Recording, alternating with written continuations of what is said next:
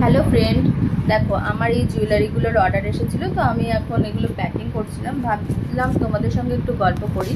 তো আজকে তো রাখি বন্ধন, তো তোমরা সবাই রাখি বন্ধন উৎসব অবশ্যই পালন করবে।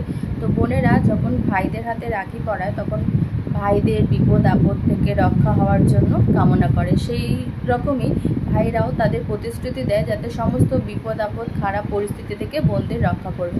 কিন্তু সেটা শুধু নিজের বোনদের ক্ষেত্রেই কেন হয়? আমরা কি নিজের বোনদের মতোই অন্যের বোনদের সুরক্ষা এবং নিরাপত্তার দায়িত্ব নিতে পারি না?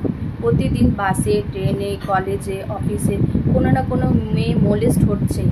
কেউ কেউ ভয়েস রেজ করতে পারে, কেউ হয়তো ভয়েস রেজও করতে পারে না, তাদের ভয় দেখিয়ে মুখ বন্ধ করে দেওয়া হয়। আমরা কি এই রাখি বন্ধনে পারি না যে নিজের বোনদের মতোই অন্যের বোনদেরও সুরক্ষা এবং নিরাপত্তা দিতে? আমার এইটুকুই বলার ছিল। অনেক ধন্যবাদ।